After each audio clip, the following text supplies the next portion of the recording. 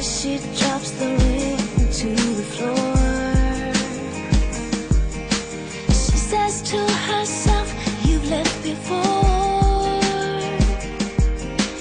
This time you will stay gone, that's for sure. And he shouted something next. She dragged her suitcase down the path to the driveway.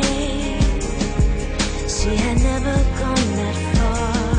Normally this would be the time that she would let him talk her out of leaving, but this time, without crying, as she got into her car, she said no, happily never after. That just ain't for me, because finally I know I deserve better.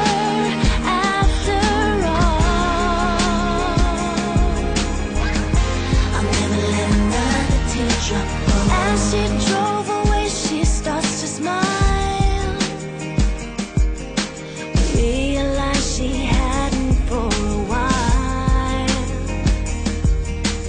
No destination, she drove for miles,